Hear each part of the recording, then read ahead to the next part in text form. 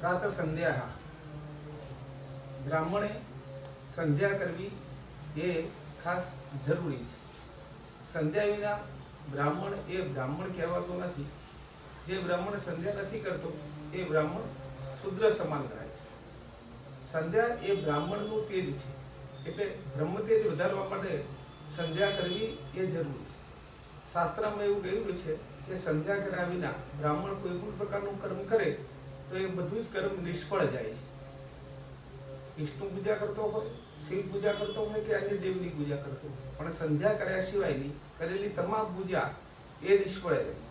બ્રાહ્મણ સંધ્યા ના કરે તો આવતા જન્મમાં, બીજા જન્મમાં એને કૂતરાની યોનિમાં જન્મ લેવો પડે છે, એવું શાસ્ત્રમાં વચન છે. બ્રહ્મ સંધ્યાથી બ્રાહ્મણના તેજનો વધારો થતો હોવાથી બ્રહ્મ સંધ્યા એ બ્રાહ્મણે ખાસ કરવી અને પછી જ અન્ય કર્મ કરવું એવો શાસ્ત્રનો મત છે. જેથી આપણે આપણું બ્રહ્મ તેજ વધારવા, બ્રહ્મ શક્તિ વધારવા માટે બ્રાહ્મણ પ્રાતઃ સંધ્યા કરવી એ અંગે અહીંયા આપણે પ્રાતઃ સંધ્યા કેવી રીતે કરવી તેનું માર્ગદર્શન આપ્યું. પ્રાતઃ સંધ્યા શરૂ કરીએ તે પહેલા પ્રાતઃ સંધ્યાની અંદર કઈ કઈ વસ્તુઓની જરૂર પડશે, કઈ સામગ્રી રાખવી, તો એ અંગે સૌપ્રથમ એક આસન રાખવું. આસન ઊનનું આસન અથવા દર્ભનું આસન એ ઉત્તમ આસન ગણાય છે. અન્યથા સૂત્રાસન હોય તો એને શુદ્ધ અને ધોયેલું હોવું જોઈએ. આસન વિના સંધ્યા કરી શકાતી નથી. એ પછી પંચપાત્રની ખાસ આવશ્યકતા હોય છે. પંચપાત્ર એટલે 5 પાત્રો. એની અંદર આચમની, તરબાણી, પવાલું, લોટો. આચમની, તરબાણી, પવાલું, લોટો અને અર્ઘ્ય પાત્ર. આ 5 પાત્રોને પંચપાત્ર કહેવાય છે. એ સિવાય એક દર્ભની પવિત્રી ધારણ કરવાની હોય છે. દર્ભની પવિત્રી એટલે ડાબડો જે હોય એ દર્ભની વીંટી બનાવવી અને અનામિકા નામની ઓગળી પર એને ધારણ કરવી એ દર્ભની પવિત્રી કહેવાય છે. આ પવિત્રી આપણે આવી રીતે બનાવી શકીએ છીએ અને આની આ જ પવિત્રી એકવાર બનાવ્યા પછી કાયમ માટે એને પાણીથી, જળથી ધોઈ ફરીથી એનો રોજ ઉપયોગ કરી શકીએ છીએ. કાયમ માટે એકની પવિત્રી રાખી શકાય છે. તો દર્ભની પવિત્રી રાખવી, સાથે ભસ્મનું પાત્ર એટલે ભસ્મ સાથે રાખવું. આટલી વસ્તુઓ આપણે સંધ્યા કરતા રાખવી જોઈએ.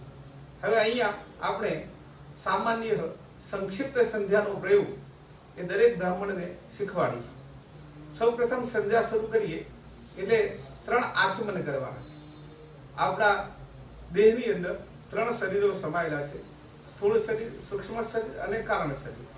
આ ત્રણની સિદ્ધિ માટે આપણે 3 આચમન કરીશું.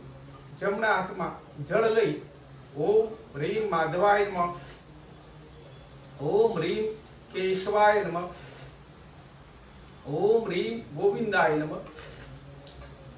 ચોથી વાર નારાયણજીએ સ્તંભ પ્રક્ષાલ્ય હાથ ધોઈ નાખીશું. આ 3 આચમન આપણે કર્યા પછી આપણે પવિત્રીકરણ કરવાનું છે. એટલે ડાબા હાથમાં હથેળીમાં જળ લઈ જમણા હાથથી આપણા શરીર ઉપર છોંટવાનું છે. ઓમ અપવિત્રમ પવિત્રો વા સર્વાવસ્થાંગતો પીવા યસ્મરેત મુંડરીકાક્ષમ સબાહ્યાભ્યંતરઃ શુચિઃ. આ રીતે આપણે પવિત્રીકરણ કરવાનું છે. પવિત્રીકરણ કર્યા પછી જે આગળ તમને બતાવી એ પ્રમાણે દર્ભની આપણે પવિત્રી લઈ થોડીક એને જળથી શુદ્ધ કરી અને અનામિકા ઓગળીમાં પવિત્રી આપણે આ રીતે ધારણ કરવાની છે.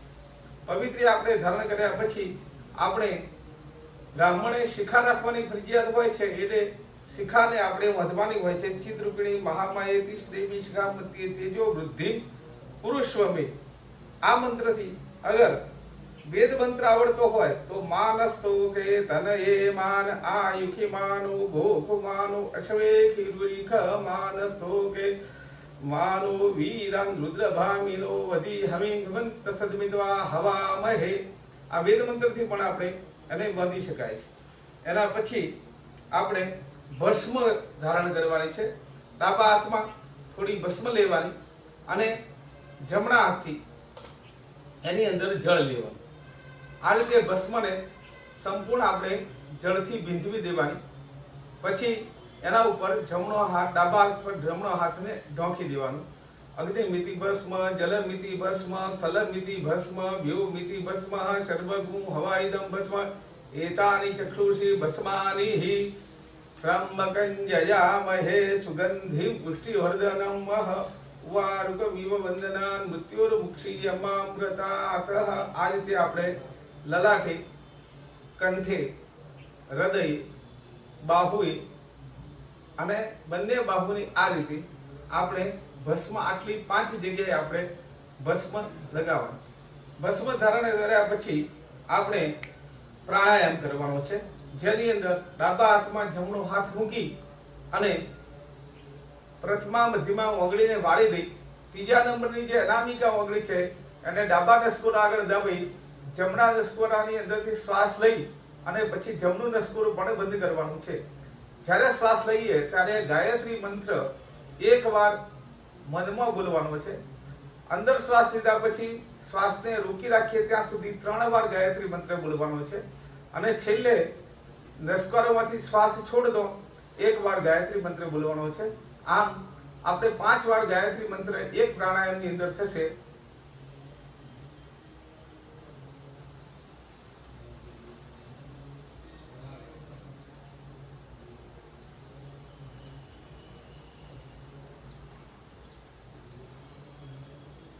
આવી જ રીતે ફરીથી ડાબી બાજુના નસકોરાથી શ્વાસ લેવાનો અને એ જ રીતે ગાયત્રી મંત્રનું ઉચ્ચારણ કરવાનું, એ પણ મનમાં.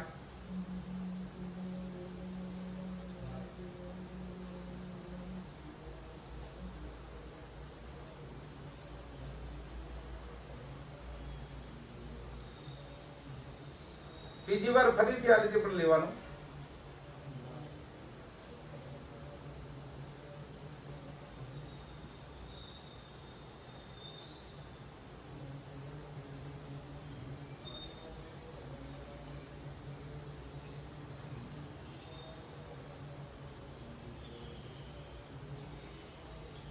આ 3 વાર કુંભક અને રેચક શ્વાસને રોકવાની પ્રક્રિયા કરી પ્રાણાયામ કરવાનો છે. અને પ્રાણાયામ કર્યા પછી આપણે હાથને ફરીથી પાછો જળથી ધોઈ નાખવાનો છે. એના પછી આપણે સંકલ્પ કરવાનો છે. અહીંયા આપણે સંક્ષિપ્ત સંકલ્પ શીખવાડીશું. માંગલ્ય પ્રસાદમ માસોત્તમ માસે શુભકારી પુણ્ય પવિત્ર યજ્ઞ જ્યેષ્ઠ માસે શુદ્ધિ કૃષ્ણ પક્ષે ચતુર્દશાયામ શુભ પુણ્ય તિથો બૃહસ્પતિ વાસન બંધ્યા યદ્યહ દિનેહે અહમ પ્રાત સંધ્યા કરમંચ કરીશે. બસ આટલો ટૂંકો અને સંક્ષિપ્ત સંકલ્પ આપણે કરવાનો છે. સંક્ષિપ્ત સંકલ્પ કર્યા પછી આપણે ન્યાસ કરવાના છે. ન્યાસ એટલે કે શરીરમાં શક્તિને ધારણ કરવી, એને કહેવાય છે ન્યાસ. જેમ આપણે કે શિલાન્યાસ, તો શિલાને આપણે જેમ જમીનમાં ધારણ કરીએ છીએ, જમીન પર મૂકીએ છીએ, એમ આપણા શરીરમાં પ્રાણ તત્વને મૂકવાનું છે. તો ડાબા હાથમાં જળ લઈ જમણા હાથથી સૌ પહેલા વાંગમય આશય અસ્તુ મુખે, નરસોરમે પ્રાણમ અસ્તુ હો નાકે, અક્ષોરમે ચક્ષુર અસ્તુ આંખે, કર્ણયો શ્રોત્રય અસ્તુ કાને, બાહુર્મે બલમ અસ્તુ, બંને બાહુ પર, અરિષ્ટમે અંગાનિહિ તદંતુ, આખા શરીર પર આ રીતે આપણે ફેરવવાનું છે. અને એના પછી આપણે ગાયત્રી માતાનું આહવાન કરવા છે. ગાયત્રી ત્રેક્ષમ બાલમ શાસ્ત્ર સૌસ્ત્ર કમંડલમ રક્ત વસ્ત્રાંત ચતુરંસામ હંસવાહિને સંસ્થિતા આગચ્છ પ્રદે દેવી અક્ષરે બ્રહ્મ વાણી ગાયત્રી છંદના માતા બ્રહ્મ યોનિર નમોસ્તુતે. આ રીતે ગાયત્રીનું આપણે આહવાન કરવાનું છે. અને ગાયત્રી આહવાન કર્યા પછી આપણે અંબુ પ્રસાદ કરવાનું છે. અંબુ પ્રસાદ એટલે આપણે જળને પીવાનું છે. તો હાથમાં જળ લઈ અને સૂર્ય છે મન્યુ છે પતય કરતે વ્યોહ મંત્ર બોલી અને આ રીતે આપણે જળને પી જવાના છીએ. એના પછી અંબુ પ્રસાદ પછી શરીર પર આપણે જળથી માર્જન કરવાનું છે. માર્જન માટેના ડાબા હાથમાં જળ લઈ બંને આંગળીથી અગર દર્ભની આવી પવિત્રી બનાવી અને એનાથી પણ આપણે જળ શરીર પર માર્જન કરી શકીએ છીએ. ઓમ આપો હિષ્ટા મયુર ભુવ હસ્તાન ઉરજે દદાતનઃ મહેરણાય ચક્ષસે જો વહ શિવતમો રસતસ્ય બાજય તે હનઃ ઉસતિરિવ માતરઃ તસ્માત અરંગમામવો યક્ષક્ષયાય જિન્વથ આપો જન યથાચનઃ. આ રીતે આપણે માર્જન કરવાનું છે.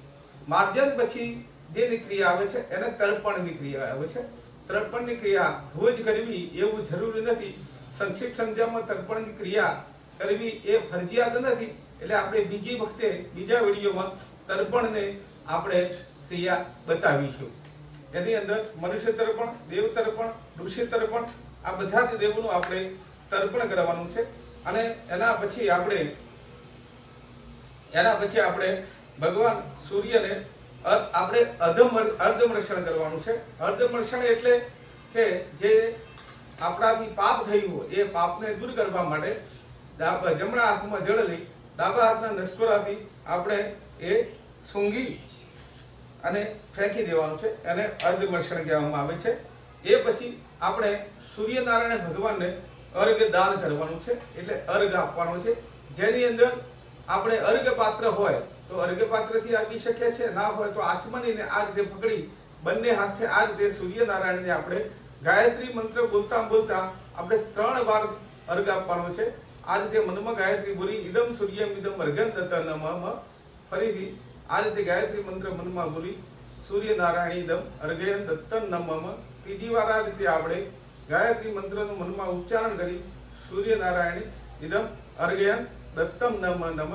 અને જો સંધ્યા આપણે સૂર્યોદય પછી કરી હોય તો ચોથો અર્ઘ પણ આપણે સૂર્યનારાયણને પોતા આપવાનો છે. જેની અંદર આપણે સૂર્યનારાયણનો મંત્ર બોલી અને આપણે અર્ઘ આપીએ.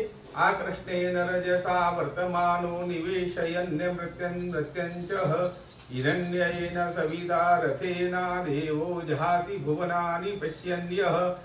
વેદોંતર કદાચ ના આવડતો હોય તો આદિત્યસ્ય નમસ્કારમ એ કુર્વંતિ દિને દિને જન્માંતર સહસ્રેષુ દારિદ્ર્યમ નો ભજાયતે. એ મંત્ર બોલી સૂર્યનારાયણ દમ અર્ઘ્યં દત્ત નમઃ. આ રીતે આપણે સૂર્યનારાયણને આપણે અર્ઘ આપવાનો છે. એ પછી આપણે સૂર્યનારાયણને ભગવાનને આ રીતે સૂર્યોપાસ્થન સૂર્ય ભગવાનનો મંત્ર બોલી સૂર્ય ભગવાનને નમસ્કાર કરવાના છે. ધ્યેય સદા સવિતૃ મંડલ મધ્ય ભરતી નારાયણ શ્રીજા શ્રીસેન્ન વિષ્ટ કેયુરવાન મકરકુંડલવાન કિરીટી હારી હિરણ્યમયી વબુદ્ધ શંખ ચક્રઃ.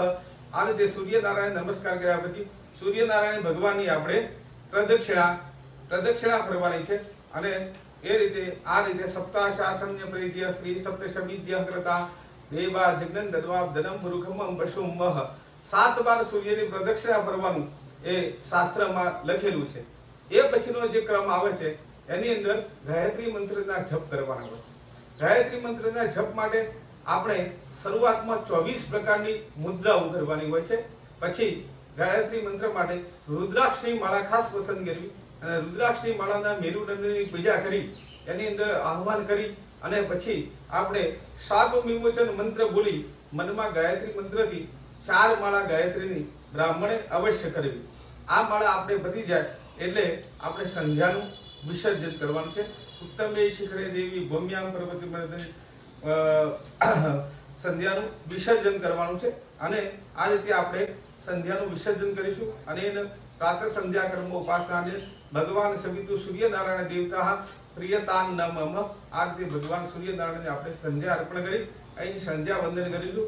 આપણે ગાયત્રી મંત્રની 24 મુદ્રાઓ શરૂઆતમાં અને ગાયત્રી મંત્ર પત્યા પછી 8 મુદ્રાઓ અંતમાં એ મુદ્રા અંગેનો વિડીયો આપણે વિગતવાર બીજો રજૂ કરીશું. પણ સંક્ષિપ્ત સંધ્યા મિનિમમ આટલી બ્રાહ્મણે ઓછામાં ઓછી કરવી. બ્રાહ્મણે ત્રિકાળ સંધ્યા કરવી ખાસ જરૂર છે. ત્રિકાળ સંધ્યાની અંદર સવારમાં પ્રાતઃકાળે ઉત્તમે તારકો પેતાહ આકાશમાં તારા હોય અને જો સંધ્યા કરવામાં આવે તો ઉત્તમ છે.